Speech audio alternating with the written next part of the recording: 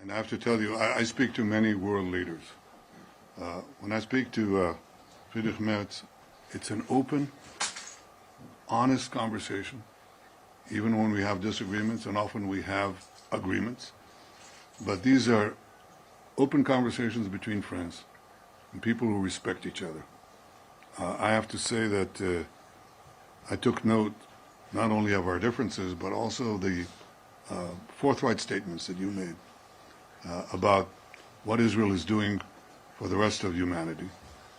You said that during the Rising Lion operation, our 12-day war with Iran. You said it just now in Ankara, quite forcefully. And I think these and other statements are very important because they reflect a deeper commitment which expresses the intertwined destinies of Israel and Germany. We went through the greatest tragedy that any people suffered on German soil and committed by Germans. And the generations that followed the Holocaust were understood that there was a special moral commitment to enable the Jewish state, the Jewish people, to recover from this horror. And Germany was committed and remains committed to Israel's security in many important ways. What has happened since the rise of the Jewish state is that we have been able to fend off our enemies, and in order to do that, we developed capacities that now enable us to reciprocate. Not only does Germany work in the defense of Israel, but Israel, the Jewish state, 80 years after the Holocaust, works for the defense of Germany. And that is a historical change that comes at the time of great international turbulence and change. We discussed the ways that we can continue this defense cooperation in a changing world, but it's not only cooperation in military matters. We discussed the cooperation in technological matters. Israel and Germany are two of the most advanced economies in the world.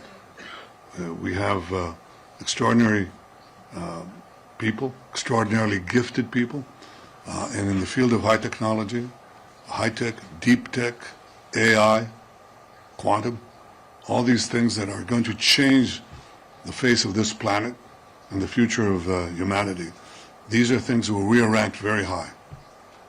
But together, cooperating in this, we'll rank even higher. There's not much space to go. But I think that working together, we can not only better the citizens of Israel and Germany, but I think we can better the world and our immediate neighborhood, the Middle East. So we discussed that, and we are ready to seize the future together. This will help peace. We are at the point where we believe that peace opportunities are at hand. The Iran axis has been battered. It was the major engine of disruption in the negative sense, of terrorism, of extremism and fanaticism, and it's definitely been relegated to a back seat. So now opportunities for peace are there. We tend to exploit them. I'm going to discuss them with President Trump when I meet him later on this month, but we discuss them as well. And we discuss, of course, how to bring an end to the Hamas rule in Gaza, because that's an essential part of ensuring a different future for Gaza and a different future for us facing Gaza. We finished the first part, as you know, phase one. We're almost there. We have one more hostage deceased, Hani Gvili, a hero of Israel, to return here. And then we, very shortly, expect to move into the second phase, which is more difficult, or equally difficult. I would say more difficult because nobody believed that with our combined action, Israel's military action in Gaza City and President Trump's effective diplomatic action in bringing the Arab and Muslim world to press Hamas to give up the hostages, nobody believed that we would achieve it, but we did. And now we have a second phase, no less daunting, and that is to achieve the disarmament of Hamas and the demilitarization of Gaza. And as I mentioned to the Chancellor, there's a third phase, and that is to de-radicalize Gaza, something that also people believed was impossible. But it was done in Germany. It was done in Japan. It's done in the Gulf states, can be done in Gaza too, but of course Hamas has to be dismantled. These are challenges in front of us, but we do not shirk from them. We think we have great opportunities. I think Israel, the people of Israel, the soldiers of Israel, have demonstrated amazing resilience and amazing courage.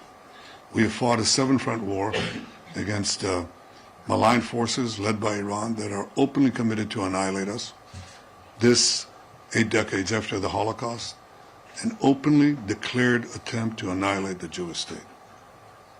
Imagine that you had an openly declared attempt to annihilate Germany, or an openly declared attempt to annihilate France, or Austria, or any other country. Israel, faced with that, obviously mustered its resources and fought a just war with just means.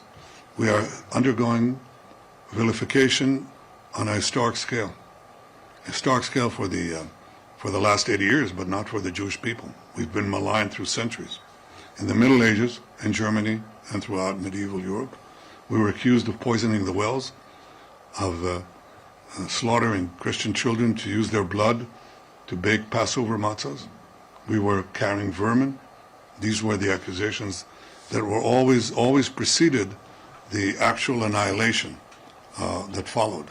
And Jews were attacked, they suffered pogroms, they suffered expulsions, and they suffered wholesale massacres from a very large swath, from Spain to Ukraine. Enormous vilifications, enormous attacks, culminating in the greatest massacre of them all, the Holocaust. What has happened since? We thought, some thought, actually I didn't, but some thought, that anti-Semitism was gone. It's not gone. That cyclical phenomena of attacking the Jews in ways that prepare their destruction, delegitimize them, was transferred from the Jewish people to the Jewish state. It just took a respite, a few decades, where anti-Semitism was not done in polite company. Now it's done in every capital. And people carry the flags of Hamas. Flags of Hamas. These people who tortured women, raped them, then beheaded them, burnt children alive, babies alive, took hostages, Holocaust survivors, babies. This is outrageous. People demonstrate for them and accuse Israel of bogus war crimes because Israel has gone to lengths that no army in history has done in the most difficult urban warfare situation, asking the population to leave, and Hamas shooting them to keep them there so the casualties can appear on the various international networks. I understand the enormous effect this has on the publics in Germany and Europe and to some extent America. But I will tell you, as I told the Chancellor, there's one big difference. We may not be able to control that, but we have changed Jewish history in the sense that those who vilify us can no longer annihilate us. Because when they come to do that, as they did on October 7th, we roll them back. And as they try to put a noose of death around us, as Iran tried with its proxies, we roll them back. That's the big difference. And I think this truth will emanate, and I commend the Chancellor for speaking the truth in a number of important occasions. But we still have a job to do to explain what it is we're fighting, how we're fighting it, and why we're doing what we're doing is not only for our defense, but for Germany's defense, and the defense of free societies everywhere, and I will say our non-radical Arab neighbors as well. In fact, they understand it better than most. On the question of two states, no, we have a different point of view, obviously, because the purpose of a Palestinian state is to destroy the one and only Jewish state. They already had a state in Gaza, a de facto state, and it was used to try to destroy the one and only Jewish state. We believe there's a path to advance a broader peace with the Arab states and a path also to establish a workable peace with our Palestinian neighbors. But we're not going to create a state that will be committed to our destruction at our doorstep. And as you know, Israel is gigantic. It's 50 kilometers wide, 70 kilometers wide at its widest point. And we are obviously going to take care of our security. The one thing that we will always insist upon is that the sovereign power of security from the Jordan River, which is right here, to the Mediterranean Sea, which is right there, that will always remain in Israel's hands. And that means that Israel will control its destiny, continue to protect its security for our sake and for others as well. I have to say, Friedrich, I think we're at the cusp of a new age, because I think that we will achieve the expansion of peace. I think that we are at a new age because I think that the possibilities of technology, with their risks, especially in AI, but with their positive benefits, are enormous in every field. I mean, from agriculture to health to transportation to, and I think that we are together, we can lead this and become not a secondary power, but a primary power in the advance of humanity. I look forward to our discussions, and I have to say that your wife was supposed to come here. Bring her next time. It'll be an opportune moment to expand on these things. So welcome, Friedrich. Welcome, Fred. Thank you so much. Thank you. We'll start with the questions from the forum. Prime Minister.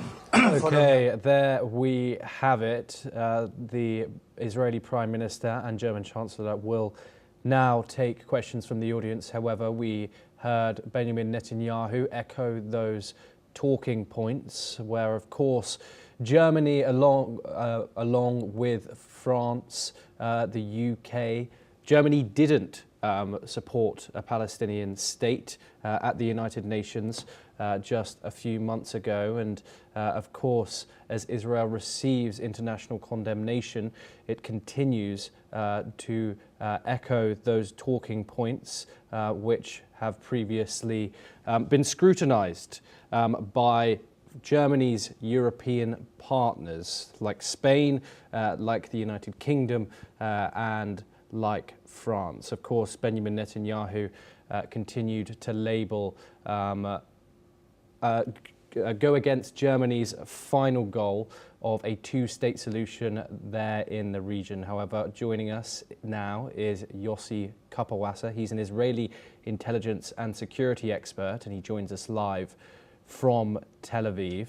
Thank you very much, Yossi, for joining us here on NewsX World. Of course, there was one factor there which Benjamin Netanyahu openly disagreed with Chancellor Friedrich Merz, a two-state solution, which Israel, of course, rejects. But Germany supports, however, they did not support a Palestinian state and recognize a Palestinian state at the UNGA this year. Your thoughts about the current German and Israeli relationship, and in fact that the German Chancellor has gone over to Jerusalem today and met with the Israeli Prime Minister Benjamin Netanyahu. What does it say about the current standard of Israeli and German relations? Well, first of all, thank you for having me. I think German-Israeli relations are special because of the history that is hovering over this relationship all the time.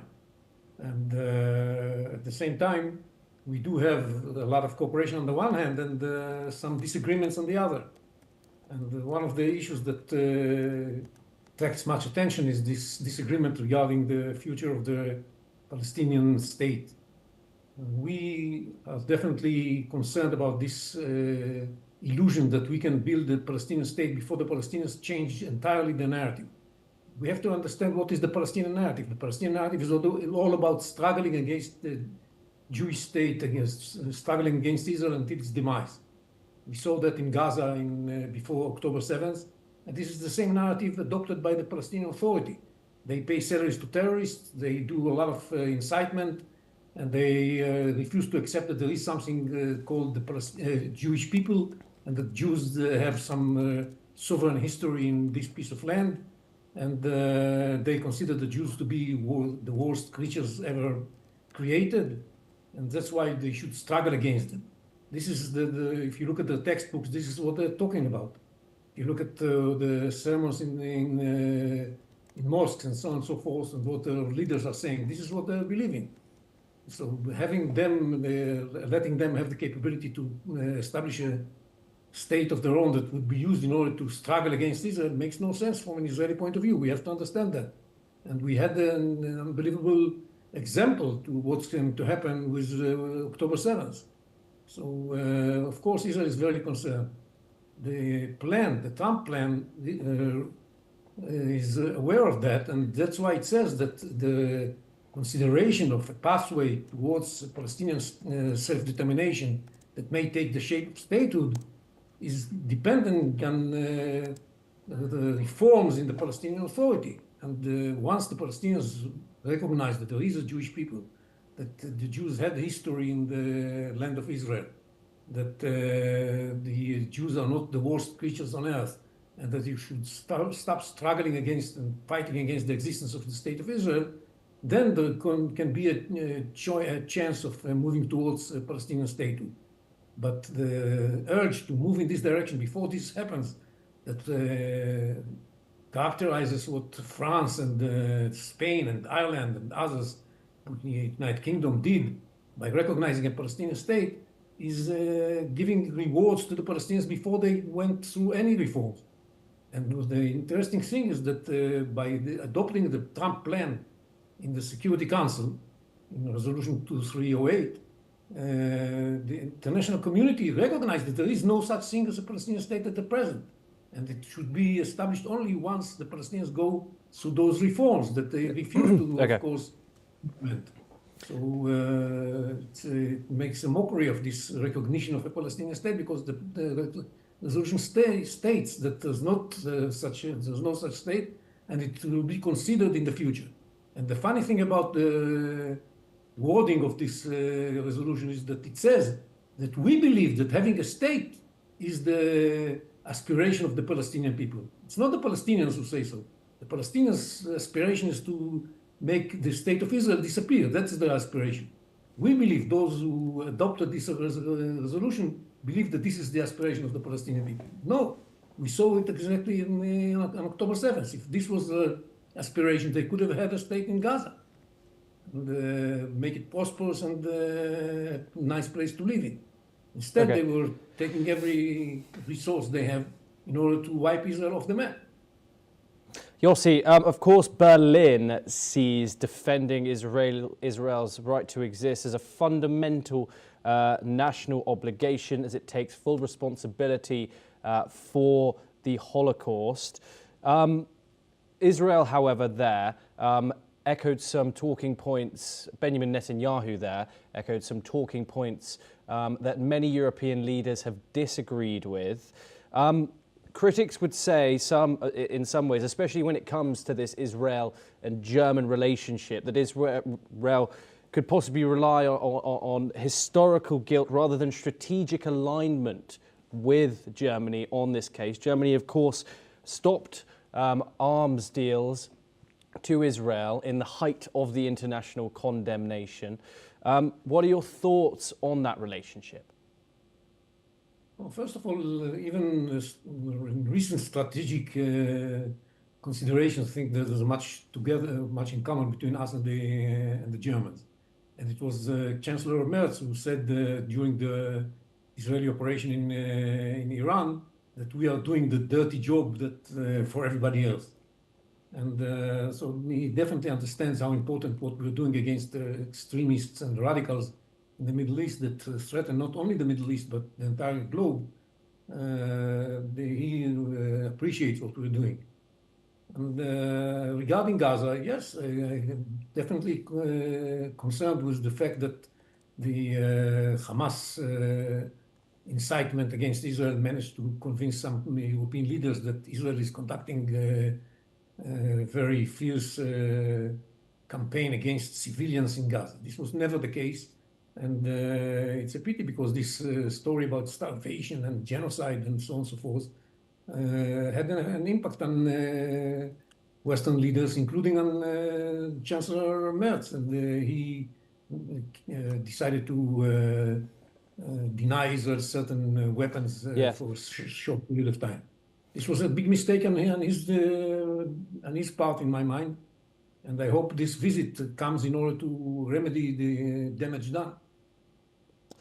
Yossi, of course, Germany has been publicly critical of the civilian casualties which occurred during the Gaza war, 70,000 of which Palestinians died. Do you think that criticism matters to Israeli policy? And is Israel worried about losing Germany's reliable vote at the United Nations? No, because of two reasons. First of all, Israelis know that these are lies. Israelis who are involved in this fighting, they know these are lies. And we believe that at the end of the day, truth is going to prevail.